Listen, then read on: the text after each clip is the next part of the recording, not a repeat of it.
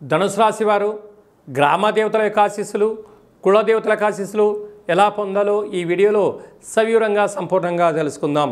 ధనుసు రాశిలో ఏ నక్షత్రాలు వస్తారగా మూలా నక్షత్రంలోని 4 పాదాలు, పూర్వాషాఢ నక్షత్రంలోని 4 పాదాలు, ఉత్తరాషాఢ నక్షత్రంలోని 1 పాదం కలిపితే ధనుసు రాశి.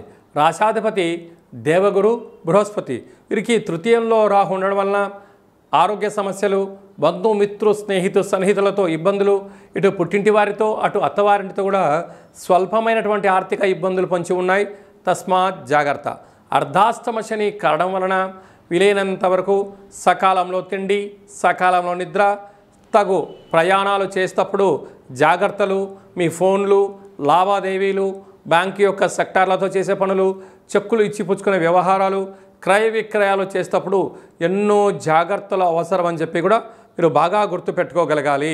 అదే కాకుండా ఎవరికైనా డబ్బులు ఇచ్చేటప్పుడు కానీ తీసుకునేటప్పుడు కానీ ఎన్నో జాగ్రత్తలు అవసరం. తెలిస్తేనే చేయండి, లేకపోతే మీ బంధుమిత్రుల స్నేహితుల సహాయం తీసుకోగలిగినట్లయితే మీరు అనేక విపత్తుల నుంచి బయటపడే పరిస్థితి చాలా అధికంగా ఉంటుంది. 6వ స్థానంలో శుక్రుడు సంచారం చేయడం వలన నూతన వస్త్రాలు, బంగారు ఆభరణాలు, విలువైన వస్తువులు, షేర్లు, కొనుగోలు, క్రయ విక్రయాలు యోగించినట్టు కనపడుతూ ఉంటాయి. సప్తమంలో రవి, సప్తమంలో దేవగురు బృహస్పతి ఉండడం వలన విదేశాలకు వెళ్ళాలని మీ కోరిక నెరవేరుతుంది. విదేశాల్లో పెట్టుబడులు, ఉద్యోగాలు, వ్యాపార కార్యక్రమాల్లో అన్నింటా విజయం మీ సొంతమవుతుంది.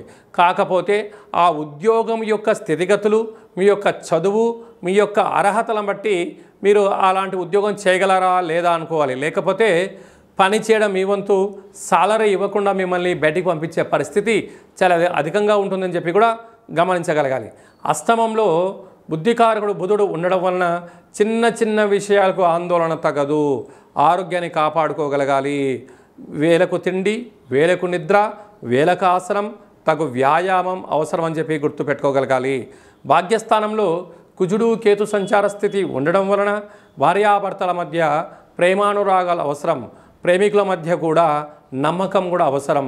దయచేసి అపనమ్మకం, ఓవర్ ఎక్స్పెక్టేషన్స్, అతిగా నమ్మి మోసపోయే పరిస్థితి చాలా అధికంగా ఉంటుంది. తస్మాత్ జాగ్రత్త.